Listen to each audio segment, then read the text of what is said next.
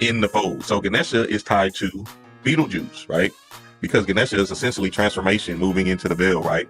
And you know, you look at both spectrum of it, Beetlejuice being the afterlife, and then Ganesha being, you know, some people might deem it as this life, right? And they might correlate it to, okay, Ganesha is going to help me on this earth plane. It's going to have, you know, butterflies and rainbows and cute little birds, and I'm on the earth. You feel me? Meanwhile, they're the same thing in the aspects of transformation and transitioning out of something, right?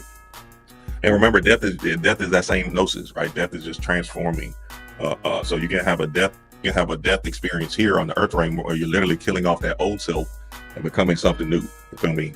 You have the right to do that because essentially you are God.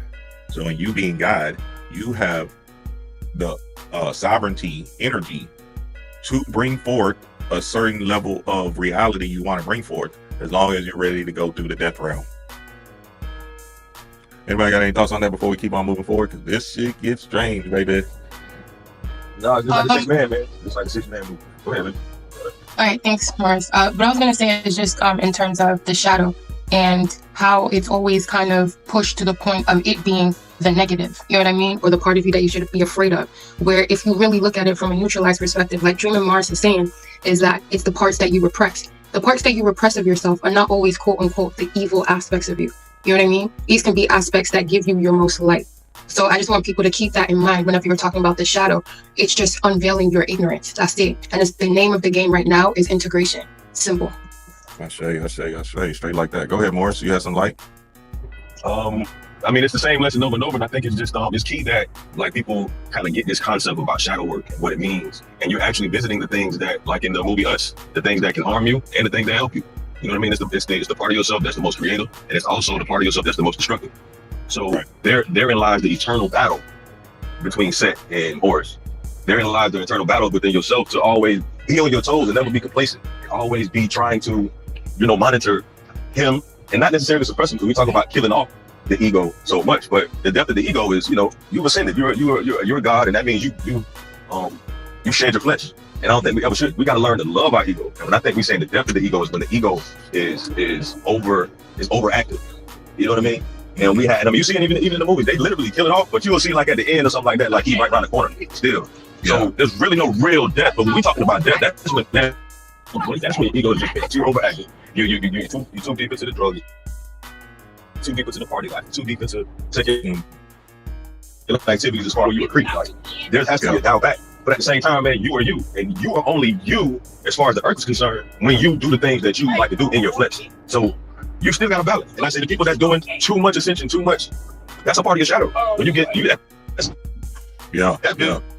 builds an ego. That builds an ego when you're just too far. No, that's good. Yeah, you feel kind of breaking up more, but that's good. That's good. You diving deep into the fold, and that's I'm on the road. My bad. No, but you good. You good. You was dropping on that because that spiritual gnosis is what I'm talking about today. And then you saying shedding of the skin is the same aspect of the snake. The snake, right? Now this is interesting. Kobe's dad, rising in power to the God, transitioned at 69 on World Snake Day, which was July 16th. Now, you know, spirit has a funny way of communicating things to the family, right? Because Kobe is the black mamba and he has his mamba mentality, and that mamba mentality is just you transforming or transitioning into a new, based off of you having the discipline, the courage, the heroic hero, Heru energy to be your greatest self right here, right now. You know that mamba mentality is coming in heavy into the fold. And like I was saying, yeah, that is the 6-9 or this date 9-6, right? September 6th or the 9-6-6-9. It doesn't matter. It's just all perspectives on how you see the numbers, right? It still is the snake chasing its tail. So the Ouroboros, right, is the eternal cycle. It says the Ouroboros represents the cyclical nature of the universe. Creation out of destruction. Creation out of destruction. Creation out of destruction. Life out of death.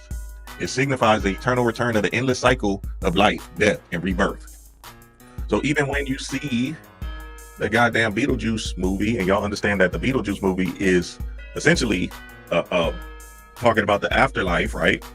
But in this Beetlejuice 2, from what's happening in the trailer, it sounds like, and in the first one, They merge the afterlife with this life. And essentially what they were trying to get at is that, nigga, you already dead.